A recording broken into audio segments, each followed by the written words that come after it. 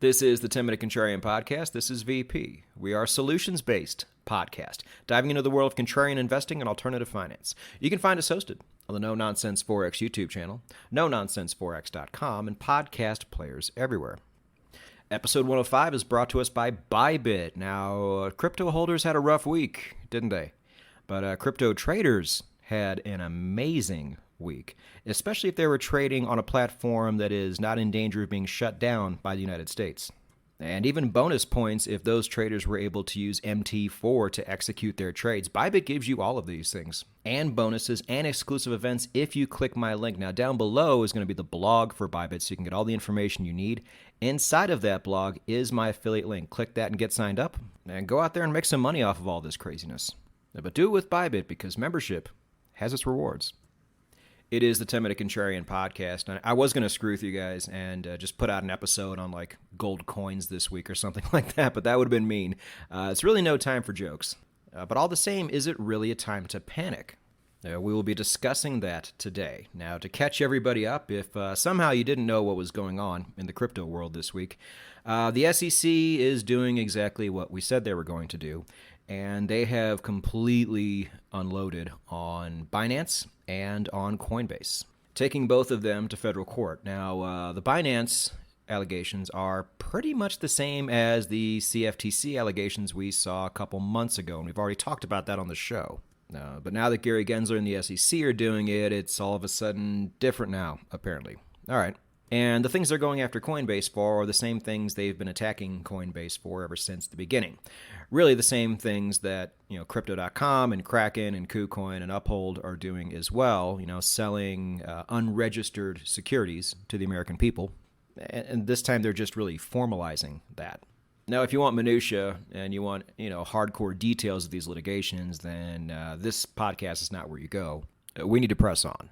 Now, the bombshell that really affected the markets, and is this even a bombshell? We're going to go over that too, is that he came out and said, he gave a list of crypto tokens and said, okay, I, Gary Gensler, king of the world, now proclaim these tokens to be securities. And these tokens included things like Cardano, Solana, Polygon, a host of old school metaverse tokens. Aave, I think, was on there. I think he included Dash, which is weird. I don't know. It didn't seem to make a lot of sense. I think if you were to ask Gary Gensler very basic questions about some of these tokens, he would not be able to answer them. Yet he came out with his royal staff, waved it in the air, and said, these are now securities. And this caused anywhere from a 12 to 25% crash in altcoins everywhere. I'm sure along the way you don't always hear about this, but there were probably large funds out there holding some of these tokens that got liquidated, which just magnifies this domino effect and probably made this drop larger than it should have been. On top of that, you had some United States-centric platforms trying to get ahead of this. One of them in particular was Robinhood, saying that they were no longer going to allow trading on the ADA token, Solana, and the Matic token for Polygon. You also had Crypto.com come out. I don't know if it was just a timing thing or what this was, but they said they were shutting down their institutional services in the United States. And then during this week, there was also talk about a Bitcoin custodial platform out there. These are large companies you don't often hear about. I couldn't name probably 3 of them, but one of the big ones, and this is just a rumor mill at this point, is potentially shutting down. And then to go ahead and end off the FUD portion of this podcast episode, a couple of metaverse projects have come out and said, hey, these if these are securities, this will affect the way we do things, and we need to regroup and figure out where to go from here. Now, might I remind you of something we've also talked about on this show before, and that is, even though this is so far centered on one country, the United States has a lot of money. Compared to the rest of the world, especially when it comes to investing. You don't realize these things until you start businesses that sell, around the world. You learn this little factoid pretty quickly. So even though this is so far very U.S.-centric, it's that whole thing. When the United States sneezes, the whole world catches a cold. It's just unfortunate that's where we are. And do not think there are other governments around the world watching this whole situation very closely, so they can piggyback off of it should it go their way. Now, again, all these things combined have caused a panic probably in the American markets, to where they think that this is not going to be the end of things and all of their on and off ramps are going to get shut down.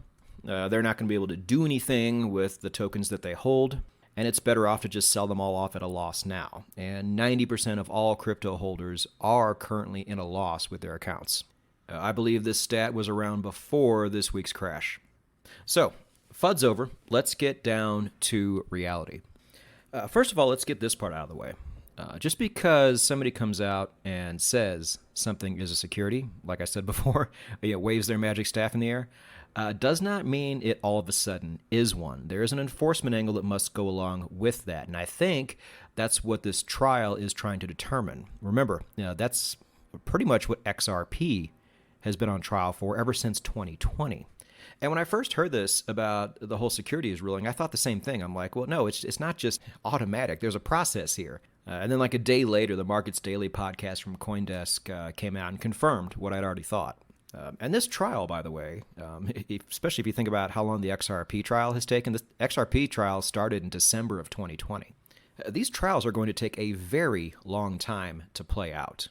CZ from Binance has already assembled like the O.J. Simpson dream team to come to his defense. I'm sure Coinbase, with all the money they have, are going to do the same thing. And a lot of different things can happen in that time, in particular to SEC Chairman Gary Gensler, who not only has a number of accusations against him coming out already, one of which he tried to become an advisor to Binance back in 2019, I think it was, saying that he knew how to get around certain laws, and that could be very beneficial to a company like Binance. There was a rumor on Twitter that he actually shorted Bitcoin before he came out with this ruling, which to me doesn't make a lot of sense. The guy's worth like $100 million already. He made so much money from Goldman Sachs. So that wouldn't make any sense. That would be putting yourself at risk for almost no reason. But as we've seen before, there are lawmakers everywhere, all over Congress, that really hate Gary Gensler and have called him out on all of his shenanigans. Which means the rest of Congress, if they weren't aware about it before, they are aware now. And this is not completely a partisan matter. There are plenty of people on both sides of the aisle who see this for what it is. And speaking of partisan matters, if Gary is not ousted by the time the 2024 elections come out in the United States, there may end up being a total regime change to where all of these people are thrown out on their ass. You know, the Genslers, the Elizabeth Warrens, all these people. And yes, these are the people who are behind it. They, like many companies and many government officials, have become compromised over time. And I think with these guys, they're more incentivized than compromised. Like I know Gensler wants Yellen's job. And I think the powers that be in the big banks, the people who really pull the strings, have incentivized them to say, hey, if you give us this particular outcome, we will give you this. And so Gensler and Warren and the people that Warren had placed into the cabinet, you know, they all have a lot to gain here. So this is where it's coming from, just so you know. But where it's coming from is not really important as far as getting all mad at these people. But just understand, if we have somebody come in who really is focused on cleaning house in 2024, a lot of the people behind this movement, not to get crypto completely out of the United States, by the way, but to make it so only the banks can end up controlling it, to where they are now the main go-between between the American people and the crypto market. You know, contrarians, that's the end game here. But let's get back to what we were talking about. The Coinbase suit is pretty much nonsense. As far as Binance goes, there's a lot of people that, you know, read the allegations over and they were like, yeah, really seems like CZ did that shit. The commingling of funds, which is like FTX level type stuff, we don't really know. But in terms of all the stuff going on with Coinbase, like here's the thing. If we lose Binance.us, okay, Binance will probably still be fine. Coinbase will likely still be here because they have complied every step of the way, and they can prove that. And, you know, like I said before, too, with the SEC, I got rid of my XRP back when that lawsuit came in because I'm like, oh, man, SEC is coming after you? That's a death sentence. It's not that way anymore. You know, they have lost a lot of credibility. The judicial system, thankfully, has not been compromised yet in the United States. And word is the judge they have drawn in these cases, or in the Binance case in particular, I'm not sure about the Coinbase case, is a fairly neutral judge. So we'll see how that plays out. But really, regardless of what happens, this could take years and years. And if you look at the XRP price action ever since they went to trial, they've had incredible spikes. So when it first happened, they dropped from like 60 cents to about 24 cents, and that's when I dumped. But since then, let me take a look real quick. Yeah, they spiked all the way up to $1.79 and are now sitting right around the 50-cent mark. So there will be plenty of opportunity to buy and then take profit, as we do here on the show, and then buy back in, and then hold and see what happens. Oh, and I almost forgot. This just came across my desk this morning. Brian Armstrong from Coinbase has come out and said, let me just go ahead and read it to you verbatim here. Coinbase CEO Brian Armstrong says, quote, "We will not delist tokens deemed securities by the SEC and has no plans to phase out staking services either." So where Robinhood, tucked its tail between its legs and ran, Coinbase says no, it's going to be business as usual. And if this trial does play out for years, you are probably going to have the same amount of access at Coinbase that you had before. And again, we don't know if every hammer has fallen here, but you still currently have the same ability to do this with all the other American exchanges too, not named Binance US. But that doesn't mean you should not be preparing, and we will talk about that momentarily. But before we do that, let me reiterate where this podcast stands on what's been going on this past week and the crypto market as a whole. First of all, I think all of these tokens mentioned are securities. I mean, if they're not securities, what are they? Commodities? No, they're not. Bitcoin, Litecoin, Bitcoin Cash, things like that. Yeah, they're probably commodities, but if you had to put a definition on any of these other ones, they are securities. They're companies that have a token, which is just like a company with a stock, which is representative of its value in the market. So that part I don't think really should have come as too much of a surprise. The biggest concern is that the lizard people are going to be the ones who control this. And like I said before, so much can happen during these trials. And the reason why all of this is going on now is because they're running out of time. We spoke about this before. And you just have to ask yourself that by the year, let's say 2026, who is really going to be in charge here at the SEC, and are they going to fully get their way? I think the chances of it being Gensler and the gang and a complete victory on the SEC's end is pretty improbable. And even if it does happen that way, I mean, you know how fast and innovative this space is? I'm pretty sure some very enterprising people will come up with a few solutions here and there. So for all the people out there panicking and thinking this is Armageddon somehow, I will gladly take the other side of that argument. We have the ability here to take a step back and stay rational. Why? Because we have been predicting this the entire time. It's really hard to panic when this is exactly what you expected to happen. I remember when the smoke first started to come about with Binance. I got rid of my BNB token right around 270, 280, something like that. And then it popped back up to 330 and might have gone even higher. I should look, but it's kind of irrelevant at this point. And during that time, I actually had some people saying, hey, do you regret getting rid of BNB? You took a loss on that. And now it's gone up instead of down. And I said, no. When you have things like this going on, you simply cannot put a price on safety. If I'm wrong, I'm wrong. It's one position. Who cares? And even though this story is far from over, it's looking like a much better move now. Now, kind of in that same vein of Binance, because it is or was owned by them, or there is a tie there with the Trust Wallet token.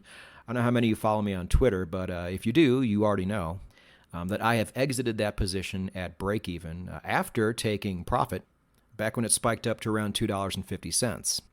All of this was documented on Twitter, and I want to reiterate, when you go about things this way, regardless of what happens in the market, it makes it very hard to lose, because prices in this market go down a lot, but they also go up a lot. And thanks to my trading background, I have also adopted this money management strategy in investing, and it has paid off many times. I'll say it again, contrarians, a lot of the crypto I own right now was free, meaning I did not have to pull out my wallet to buy it. I just used the profits I took from previous positions. And over time, I've gotten a lot of correspondence from people like you who have done the same thing. So I just wanted to reiterate that and keep that top of mind for all of you. Because regardless of what happens in the future, it's still the crypto market. It's very volatile, and big windfalls can come your way as well. But I also need to reiterate again that this is exactly what we expected to happen. I always reiterate this over and over, and I want to make my stance as clear as possible. We are very bullish on the crypto market long term, especially the tokens we have chosen to back over time. But short to medium term, we are very bearish, which we see as a good thing. This could be the last real chance we have to grab the things we want at very cheap prices. Because while price may be dropping, fundamentals have stayed relatively the same.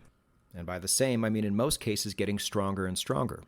This is a divergence we really, really like to see. And what are those two main reasons why we are so bearish in the short to midterm?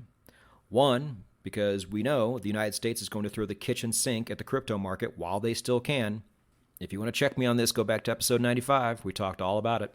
And we fully believe there is still an upcoming recession approaching. And when that happens, riskiest assets always go first. And until further notice, crypto is in that category. When that changes, I will let you know, but I don't think it's changing anytime soon. Yes, and that goes for Bitcoin as well. So the first leg of this is occurring now. I don't know. It seems like a bit of an irrational drop to me, which I typically like as far as buying opportunities go. I'm not making any moves right now. There will come a time where I say, okay, I think we are at least, relatively close to a bottom here, and we are on our way back up, and that's when I'm really going to unload and move my stable coins and some other USD into the crypto market and buy at bargain basement prices if I can. But that day certainly hasn't come yet because I still think there's a long way to go because only one of these shoes has dropped, and I don't even think that first one's dropped all the way yet.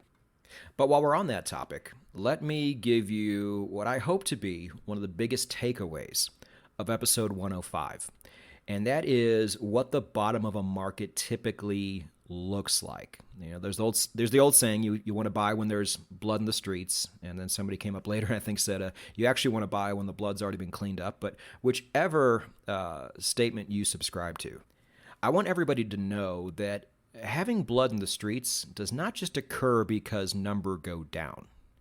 There's always a level of hopelessness attached to it. To where not only does number go down, but people now no longer believe that number will ever go up again.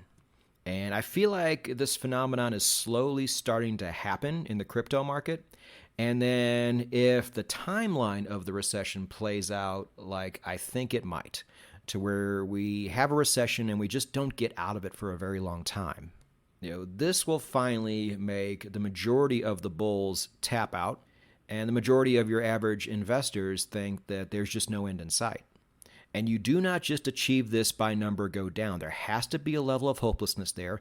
You not only accomplish this with time, you accomplish this with other things as well. I remember back in 2008 during the housing crash, I was in Las Vegas. And real estate people are generally pretty savvy. When they see things crash like that, a lot of them will take advantage of what they see and buy at the bottom. But nobody was doing that.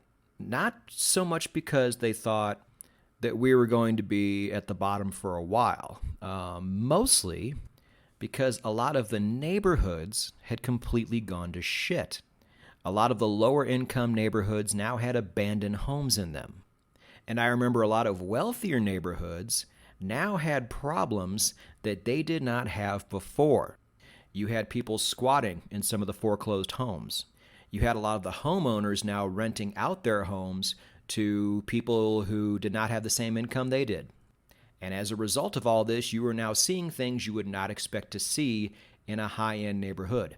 Everything from unkept properties all the way up to vandalism and theft and burglary and murder. The very things that people with means pay to get away from. Now you had all of that stuff going on in these nice neighborhoods. So what does the future hold for these neighborhoods? Is that just how they're going to be now? Have most of these wealthy homeowners just bailed and figured that just renting out their homes from now on is going to be the move?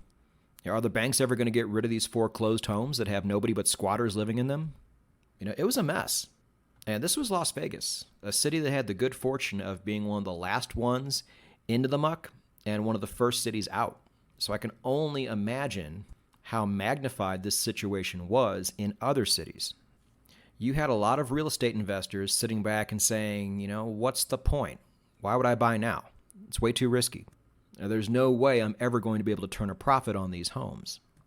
This is the sentiment of an overall bear market.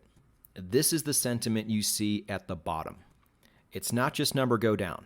It's not just time. It's a lot of other things too.